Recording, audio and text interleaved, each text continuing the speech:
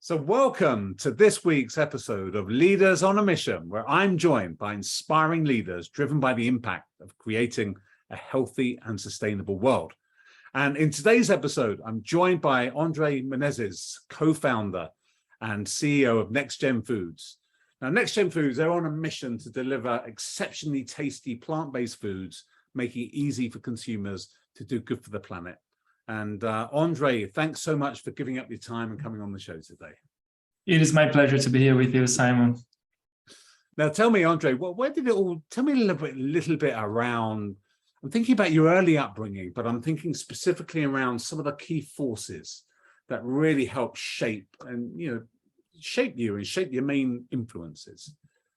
Sure. I guess since I was born, pretty much, or at least as far as I can remember, I have always been incentivized to question paradigms and not to take anything for granted. Just to develop that ability to criticize whatever is being put in front of me, but not on a negative way. Saying everything is wrong and it shouldn't be this way, but in a very constructive manner. Well, if it's not right, it's not the way I would like, or if I believe that's not the right way for that specific circumstance, I have been always incentivized to solve for that problem, right? So since I was a little kid, my mom was always incentivizing me to do that. And there are countless examples of crazy things that I have done from the age of 4, 5, 6, whatever, including, for example, starting my first company when I was 12. And I was doing web design for a car dealership simply because I knew how to do it. That back then in the 90s, web design, websites were something new for smaller companies, and it was starting to get really used by larger ones, and no one told me I couldn't do it. So that ability to the why not, and I can do it, let me go and do it, was something that was always part of my upbringing. And I would connect that very strongly with the entrepreneurial spirit. That's basically what I do as an entrepreneur. No one said that can't be done, or even many people will tell you it cannot be done, but you form your opinion based on the fundamental values of the world, the fundamental challenges, and then you work on making that architecture of a solution around that problem and moving ahead. That's something that I would say I'd be carrying through my life, and it's been very helpful, and I've seen that coming alive in many times, in particular as we grow our business globally right now. Great. No, absolutely. And well, so tell me a little bit about where did you grow up, actually? Where were you? I was born, my family is Italian and Brazilian, kind of half-half, but I was born and raised in Brazil.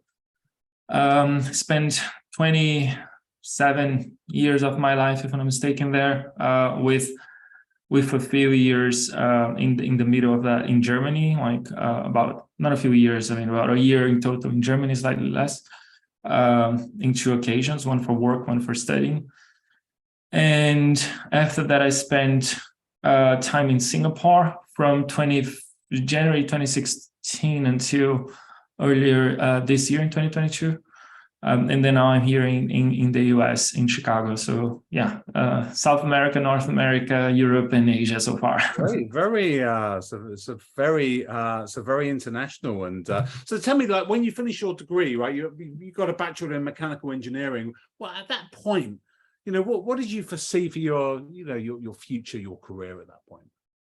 No, that's a great question. And it was very interesting. First, why did I decide to go to study mechanical engineering, right? Today, I hate the activity of being an engineer, although I do think a lot like an engineer, and it's there. I'm a problem solver. I like efficiency and I like designing systems. And what actually, was drawing me into it back then is my love for cars and factories and cars and everything that moves and airplanes. So those things to me had a strong link with mechanical engineering. So I went and decided to study it. And when I was kind of in the middle of the process, in the middle of the learning, that period, I realized that was not exactly what I was learning in university, obviously, as it happens with most people. And I decided that yes, I do have passion for all of those things, but that's not what an engineer is doing most of his or her time. And what I was always very passionate about as well was business. And then I decided to start a company back then, which I did, and my father still runs it today. That was in 2008, 7, 8. And then I also decided that the normal, let's just call it like the regular path of finishing the studies, going to a steady career that's pre-drawn by someone wouldn't fit me, be in a corporation, be on a consultancy or anything. I decided to go after the fundamentals of what our society is structured on economic sense, developed a career, and plug that's what I like. What do I mean by all that, right? To me, there are a few clear profiles. You have a profile of an executive, like typical top management of companies, that you can become one after usually decades of working with a multinational company. It could be an entrepreneur, right? And then you start your business, grow it, scale, whatever. And then the investor. Obviously, I'm overly simplifying, but basically those three key pillars or routes for me. I could choose one, classically speaking, but I decided that my goal would be to learn a little bit of each, form a wider view from the get-go, have an exposure to all that, and then try and deliver and have the opportunity of building up on each one of them, understand what I like the most, but try to ultimately come up with a combination of learnings that would allow me to think like an investor, like an executive, and like an entrepreneur, right, and act combining those things as I would grow in my career. That actually is what I decided when I was finishing my studies, and I went to private equity, and I did exactly that. As a private equity, started developing that investor view, and then I went to a company, a multinational company, starting developing that management view, that executive view. What does it take? I have grown my career all the way from being just an operator, small level leadership, lower level leadership, all the way to becoming a CEO of a joint venture. Really learned a lot in that process, and decided that it was time for me to then go back to my entrepreneurial routes and take everything I've learned and do the second route of entrepreneurial routes. As I said, I have started business before, but this time I would do it differently. I would do leveraging all the knowledge I have accumulated over these years. And that's when I decided to take the leap of leaving that career that was very successful and start something new, which is now Next Gen Foods and TINDLE. Excellent. And I was going to say, what just before you took that step, what were the major things, that, why did you take that step? What was it that you had kind of learned or developed? Why Next Gen Foods, as it were? And how did that come about? Oh, it's a combination. It's a great question. I think I'm not a good person to be part of a multinational or corporation. I'm just not. There's nothing wrong with that. And I have learned also in this journey to respect the multinational corporations and their executives. And a lot of people think they are, very negative in many aspects because they're slower and they're full of internal politics and so on. But I have also learned to admire what that's for and what it means and how those businesses were built over time to become what they are, driving forces of society and employing thousands and thousands of people. So I have learned that, but I've also learned enough to realize that's not for me. And what do I mean by that? I don't like the boundary thinking. So that's your box, that's your role, that's responsibility. This is what you have. This is your budget. This is what you can do. This is what you cannot do. I have always preferred thinking wider and broader. And even as a CEO of one of those companies, you have a much more limited ability to drive the things that you want to do versus when you start, when you're designing something on your own, right? So that was the main reason behind the leap. And I also had clear confidence that, for one, I was able, with everything I had learned back then, to come up with a business model that could make sense and that my risk was very low. Personally speaking, no kids, good financial reserves. I was pretty confident. If something go wrong, I would have the ability to fall back into a corporate career anytime or anything like that. So it was the perfect moment. Yes, it was not easy because I was giving up a path that was very bright and successful by any measure you could think of. But at the same time, it was the best moment to do it, and I could just do it. And I also felt it was time, and just to focus on that, the passion, the drive, the mission behind the category. And this is when things start shaping up, from moving from my own ambition to have an entrepreneurial journey to a journey then in plant-based, doing a force for good and transforming, trying to make an impact in the world.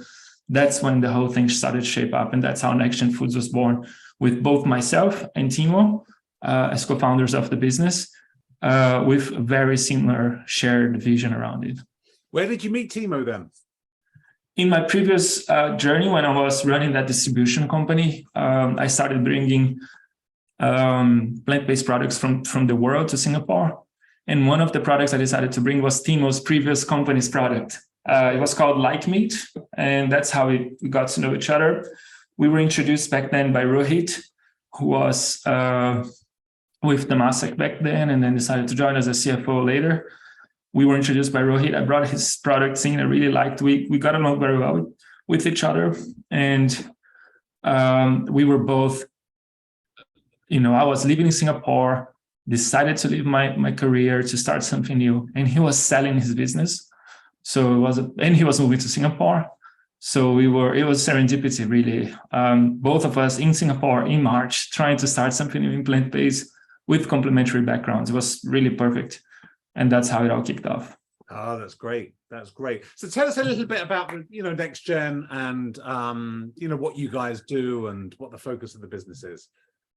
Sure. At NextGen Foods, we started to really, if you put it broadly, just to make, understanding that we have a massive issue with the food system in the world. It's one of the largest contributors to, after energy, one of the largest contributors to climate change. If we keep the trend of what we're doing in terms of how we feed the population, as we've been doing for decades, there won't be enough resources to continue that trend, number one. And then obviously the impact on climate change is really bad. So we started from that understanding and then said, okay, fine, but how can we make a positive dent on that space? And we decided that for us to make that happen, we would have to make saving the planet a pleasure, not a pain. So how can we come with the best food, with the best food experience, with the best communication, with the best business model that would be not asking people to compromise or give up what they love, but truly giving something new that's exciting, that's equally good, if not even better, without the process that has been used for thousands of years as a technology of transforming grains and water into meat, which in this case today is an animal. How can we do that with modern technology, taking the animal out of the equation? That's how we started, and that's why we did it in the beginning. Yeah, no, great. And talk to me a little bit about the journey, for instance. So this was around 2019, was it? Or yeah, the first month of the company was April 2020. If you recall, not a great time to start a company. The world was literally melting with COVID, the height of COVID crisis. We were in lockdown, but that's when we started the company. And the journey since then has been very interesting because we were very clear since the beginning on how we should put together everything we've learned in our lives as a business model, and then what we would seek for in that business model. What is our business model like? What is the product? What's the technology? What's the brand? How is the communication? Who are we talking to? And then how are we going to scale this? What is our structure and strategy around footprint, about production, distribution, go-to-market? So we designed all of that in 2020. We did raise back then $10 million seed round. pre-launch. And then we launched in Singapore, TINDLE for the first time, plant-based chicken, in March 2021 in Singapore. So not very long ago, if you think about it. And we started a journey of expanding internationally. Our journey 2021 was about testing that if our business model that we designed in 2020 made sense, or if needed tweaks. Will the brand work? Would the product work? Will people like it? You know, would the financials make sense? Can we scale that up? Can we have that working from Europe to Asia, just like to get that feeling from consumers? And we're very positive with everything we've seen. So much so that we then decided it was time for us to prepare for the following step of the journey. So design, test. The following one, which is the year of 2022, would be to open the markets of the US, UK, and Germany, which is what we've done this year. We launched in those three markets throughout 2022, and we will keep that journey as a next step. What we foresee is channel expansion, so definitely bringing products into groceries in the US, UK, and Germany. And then who knows, the future will tell us what to do, but we are confident we can replicate all of that and expand into further categories as well, other than plant-based chicken. That's our kind of 5-year top-line design plan, and so far we have executed on it. Wow, a lot within just over 2 years, 2.5 years, amazing. Yeah, so I was saying since our launch, like what, 1.5 years ago, slightly more than that. In Singapore. Yeah, why Singapore, first of all? Singapore is becoming increasingly a global hub for food tech. It has its own reasons. Singapore imports over 93% of its food, and it wants to become 30% self-sufficient by 2030. And if you do the math, you will see that you cannot do that in Singapore with the land that Singapore has by feeding pigs and pork and beef to the population. It's impossible, literally not feasible. There's no land, there's no water, there's no nothing to make that happen. Yeah. Therefore, from that angle, Singapore is investing heavily in developing an ecosystem there. We were exposed to Singapore for long enough, especially me, that we understand that Singapore, when it sets itself to become something, it does. And then we could see that would become reality very soon. And that's what's happening right now. Singapore today, if you ask anyone in the sector, people will say Singapore is a leader in this space. Back then in 2019, 2020, it was just a desire, but now I could say categorically that Singapore became already recognized as a driving force in this space. Yeah, absolutely. You can certainly see a couple of weeks ago, they have the World Ag Tech and the Future Food Tech out in Singapore, and it was clearly an event I'm definitely going to go to next year. It was I've heard great things about the event, so interesting. And also obviously the regulatory pathway as well for a lot of the kind of cell-based options as well is moving ahead really quickly as well, isn't it? It is. It's the only country right now that you can actually sell and consume cell-based products. And Singapore is showing how it can be done as a path to the entire world, and not holding itself to existing paradigms, and really coming from a very pragmatic perspective. What is this technology? What is behind it? All the safety boundaries around it, and very technical perspective, and then approving for it to be sold to consumers and produced. Obviously, cell-based is still a long way, but the fact that Singapore is the first and the only country that has done that shows how serious they are about it. Yeah. I love your business model as well. Tell me a little bit about the channel and the business model and how you came to that route, as it were. There are two big things when I talk about the business. One, on the business that is less seen, we are a completely asset-light business model. So we haven't built our own factories or distribution. We have focused on where we believe our intellectual property is more valuable, beyond the development of the product and ingredients and processes and so on, beyond the development and communication of the brand, beyond the management of how to scale this business globally. So we started with that, being very focused and asset light, very efficient on the business model. But then what that has translated to is that we have taken a go-to-market strategy in which we decided to, one, go global, because we do believe that climate change is not a local phenomenon, and we do believe that there is space for a global player to become extremely significant in this space. So global was one of the definitions. And two, we wanted to make sure we could break a paradigm that plant-based foods are tasteless cardboards being served for vegans and vegetarians. We wanted to make sure it was exciting, nutritious, delicious, juicy for meat, and that could get anyone, regardless if a vegan, vegetarian, flexitarian, or a meat lover, or a carnivore, that could get anyone excited about it. So with that, we decided to bring to the highest level of culinary experience and credibility.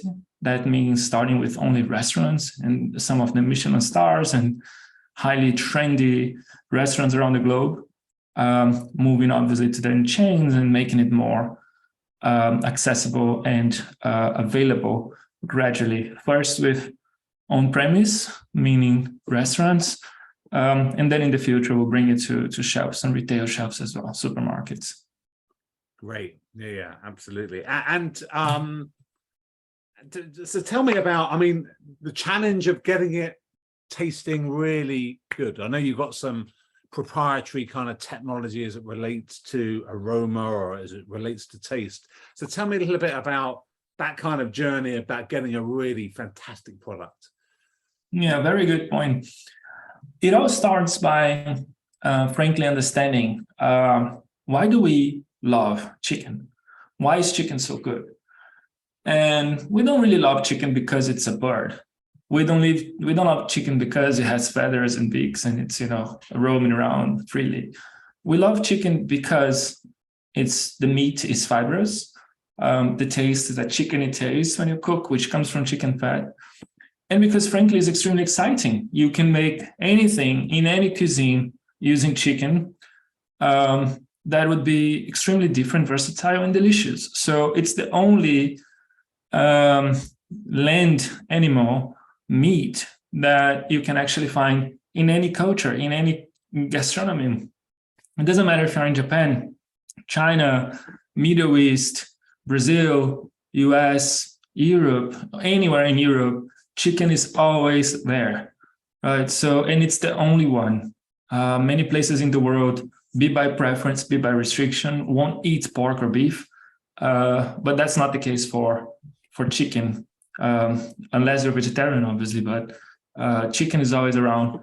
And for us, the question was, what is it then about chicken, right? So the fiber structure, the texture, is a fundamental aspect. Whenever you talk about meat, about chicken, you were expecting it to be fibrous.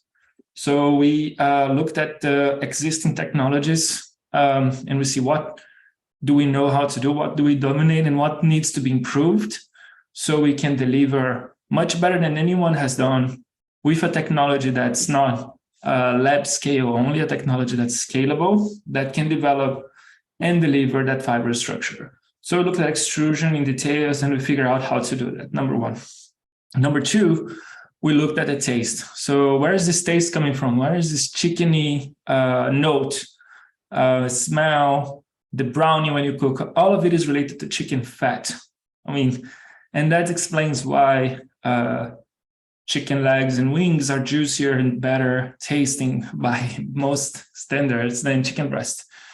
So we said, okay, fine, chicken fat is a definition. What is it about chicken fat that makes it so special? And we did study in depth as well. Again, what is it about it, right? So when is it seen? When is it felt? When you can smell it? When can you taste it? Which is very different from a beef burger, for example. You can see the crumbles of white fat on a beef burger. If it's a marble steak, you can see it's there. For chicken, you don't see it, or you don't want to see it as well, because it's not how we like chicken to be, except for the skin, obviously, but we don't have the skin yet. But we realize it's within the fibers. It's well distributed. It smells. There are different touch points when you're cooking, when it's raw, when you're cooking, when you're eating, when you're biting into it, that you want all of this to be delivered. different temperatures, different places in your mouth, in a pen. And we designed an emulsion that we call Lippy, that is basically using non-GMO ingredients, but the process of creating it is a secret. That it's that Lippy that delivers on all of the aspects I've just said, right, within the fibers. Number 2 then. And then number 3, chicken is not chicken if it's not versatile. So a steak, you just want it, if you're a meat lover, you just want the steak to have salt and pepper, and at most, right? In some places only salt, like Brazil, for example.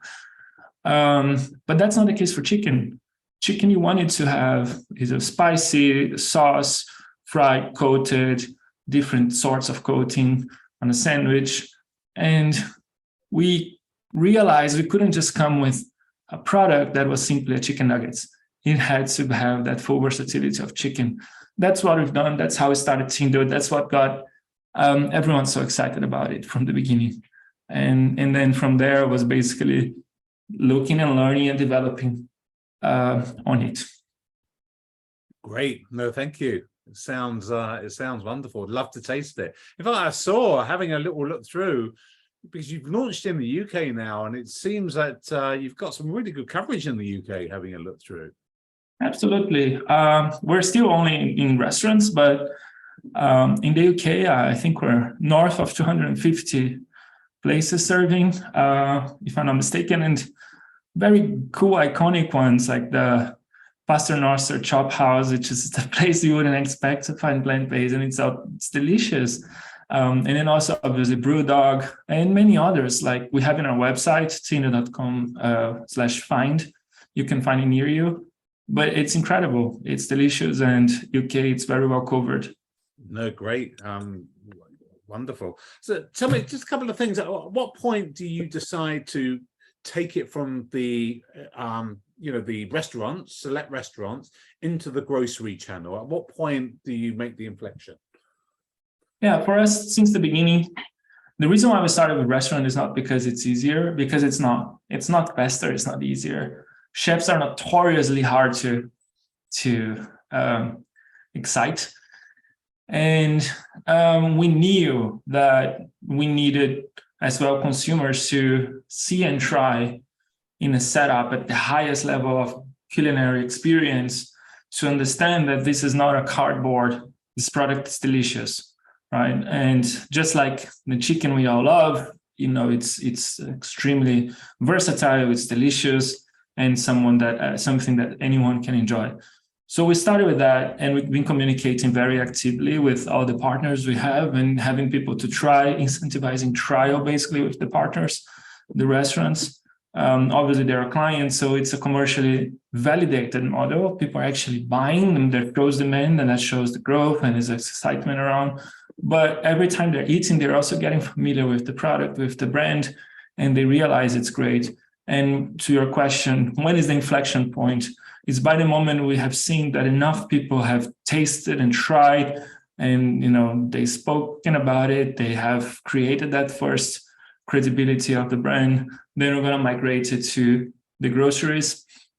And that won't be something completely new and unheard of. That could be just another cardboard tasting product. That's not the case, and people will know that that's not the case once you go to the groceries.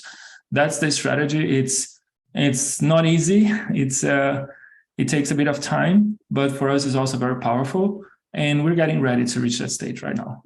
Yeah, no, great. So there's a lot of validation required, right? These chefs, as you say, they're difficult to, to get them on board, and to, they're fussy, right? By nature. So it has to be a fantastic product for them to want to bring it onto their menus, right? Absolutely. I think anyone who has ever tried to sell any product to a chef would know that is not easy. But also, when they buy, it means it's really good. Yeah. Right. So that's very powerful. For us, it was a lot of validation when we've seen the excitement from the chefs, what they could do with it, and the performance that then led to consumers being extremely happy. Yes, a lot of work, but at the same time, I would say extremely fulfilling, extremely gratifying to see it. And also very powerful. We have also, one thing we've done during this process is that now we have thousands of restaurants serving TINDLE. and obviously millions of occasions of consumers eating, buying it to eat it. And then we're collecting back, sometimes formally, sometimes informally, collecting it insights and intel of how are people liking TINDLE the most, what are the most common dishes in each region, what is the difference, how is it appreciated or not. And then we're using that to help developing the groceries, the products for groceries, making sure we can have that experience in home linked to all the great things we're seeing on the restaurants, so they can bring that great experience home. Yeah, no, great. And is it the plan to remain asset light as you grow and you develop and you scale the company?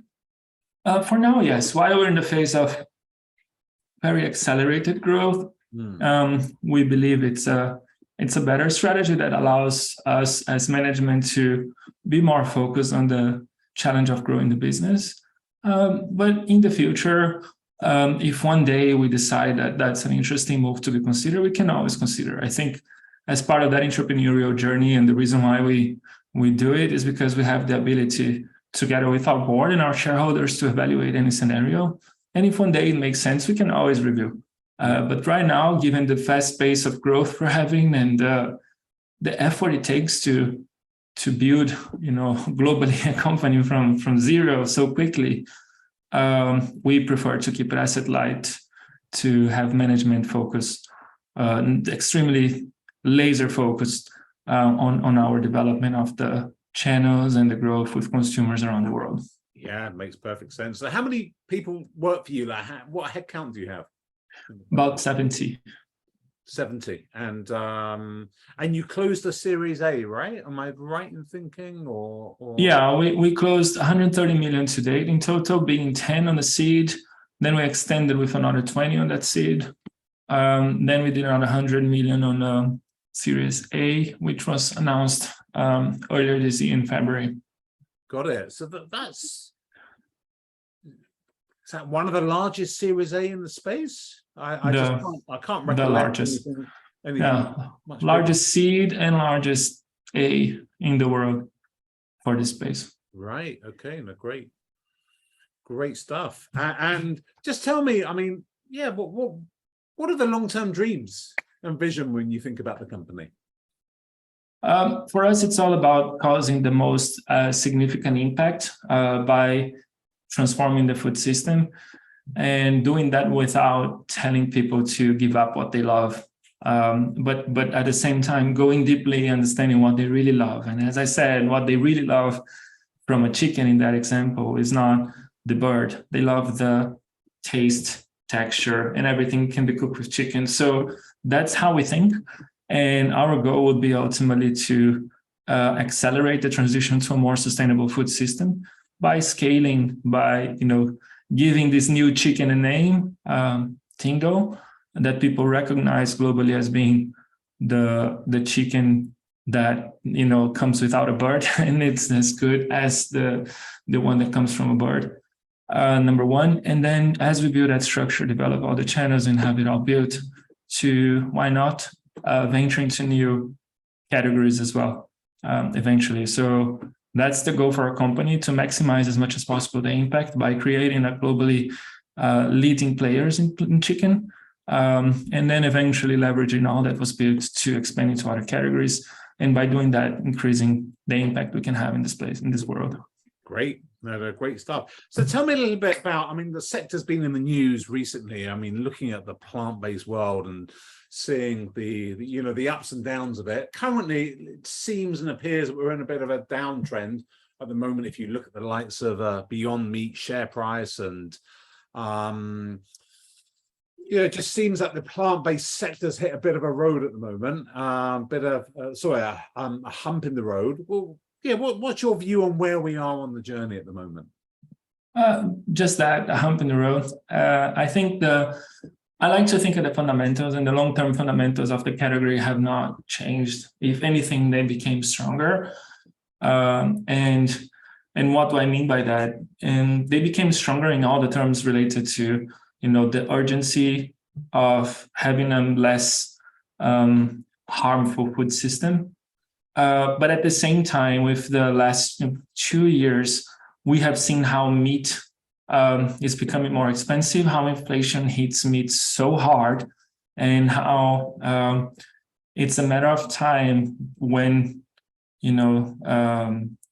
resources are becoming more expensive, that meat consumption will not necessarily start to decline in terms of growth rate, and eventually even not be able to grow at all, simply because there won't be resources. The price will be outrageous, and consumers will have to reduce that on the diet. So fundamentally, it's only stronger for both ends, from the end of the urgency of having a more sustainable food system, but also from the clearer and clearer fact that meat is not the answer. That's all there.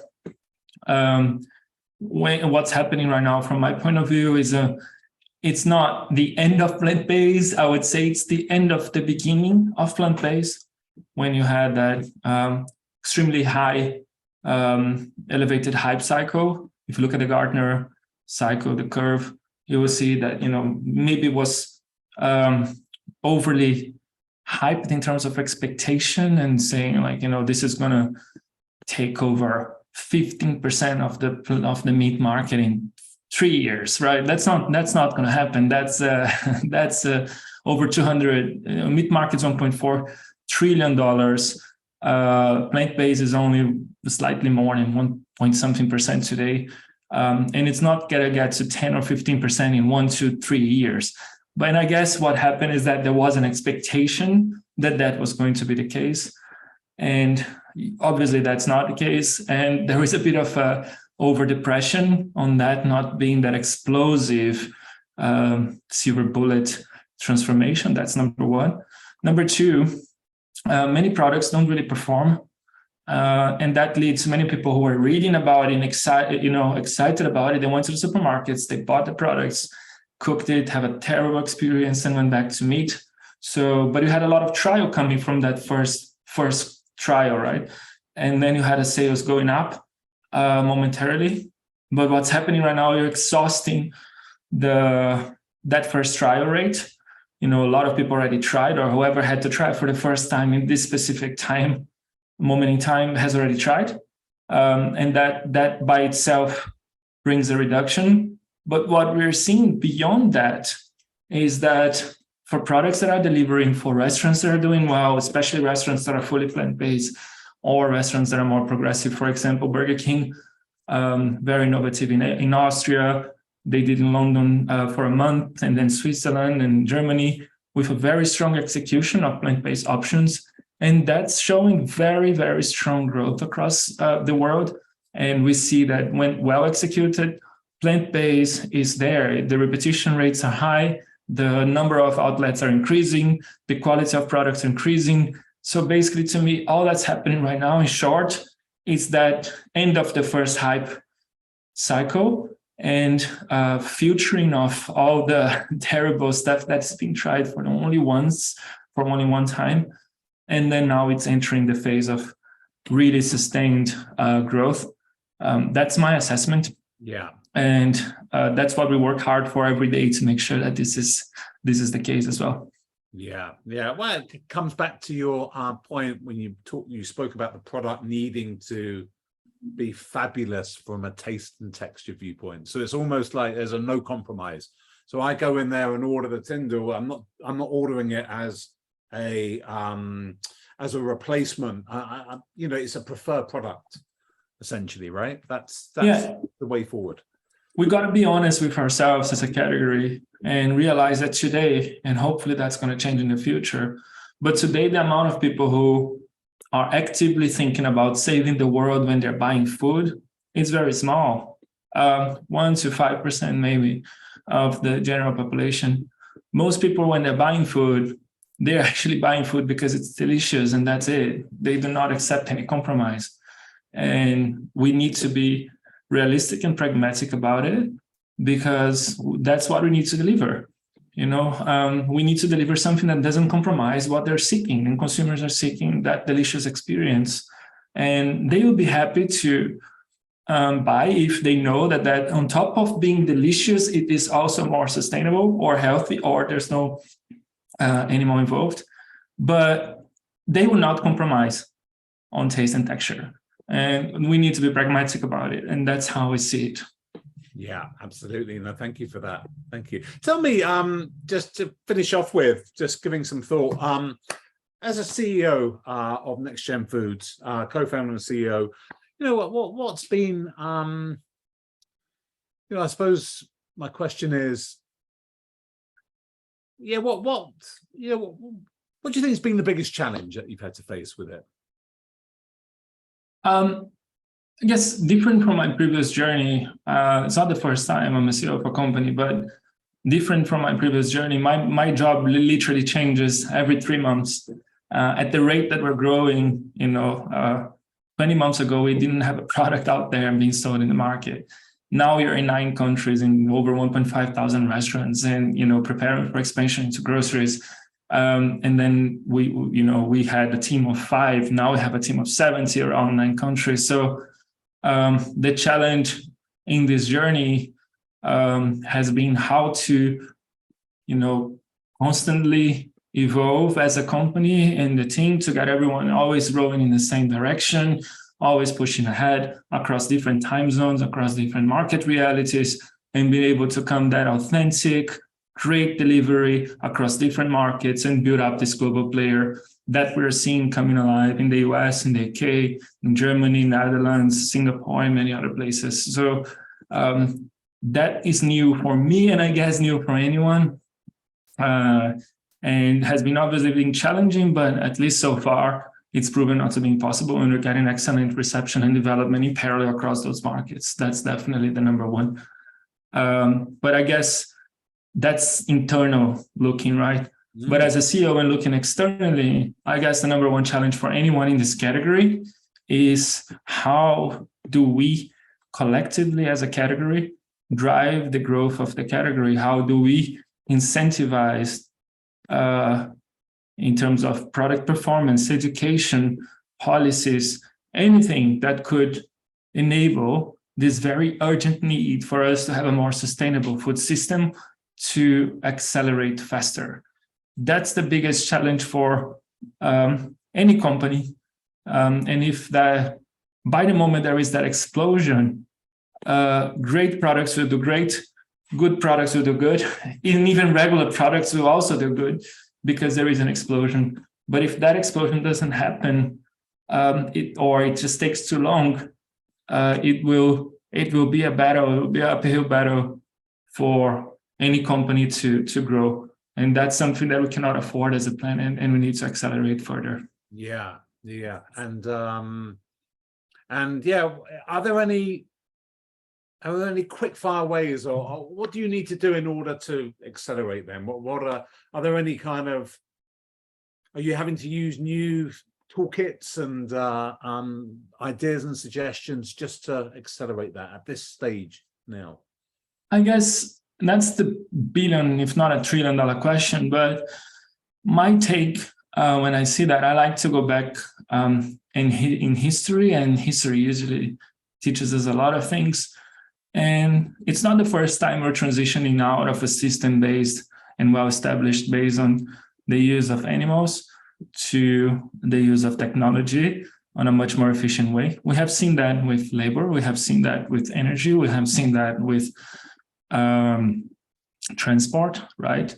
So, and across all of them, we can study and see and realize very quickly that all the doubts and all the questionings, they were always present. Car, when it was launched, they were horseless carriages, not car. And they were, the talk of the town was that was a fad, that, they needed smooth roads and infrastructure. They were pollutant, they would break down. Horses are so way better and trustworthy, and you develop that bond with your horse, and you can feed a horse and much easier than you can feed a car engine, right? Back then, there was no network of gas stations, and you needed well-paved roads, which if you go back in time without well-paved roads and say that suddenly you need well-paved roads in the millions of miles around the world, and people just say, like, look, this is never going to happen. It's just too expensive. And you needed it to be better. It was noisy, it was pollutant, it would break down. And the horse was just great, right? And then that transition is not easy. That's what we're seeing right now. So I like to go back in history and see what has caused the transitions and what were the frictions and what were the accelerators. Usually it's a combination of technology improvement, education, policy, and investment. And also the cherry on top of all that are great companies that put it all together and come with a disruptive, great product, well communicated, well distributed, available to grow. And what's happening right now with EVs, with Tesla, is exactly that. It's not the only player. It's not arguably, as a mechanical engineer, not necessarily the best car across all dimensions, but it's definitely disruptive, and it has incentivized and changed the world in a way that every other car manufacturer started looking at it and building it. Now it's becoming the norm, right? Electric cars in some places like Norway, 70% of new cars are sold are electric. That's what history tells us, and what I like to believe that we have to do as well. Yeah, great. Andre, I could talk to you all day. I really just wanted to thank you for coming on the show. It's been a wonderful pleasure to talk with you. So thank you so much, and best of luck for the future with Next Gen Foods. Thank you so much, Simon. It was great being here with you too. Thank you.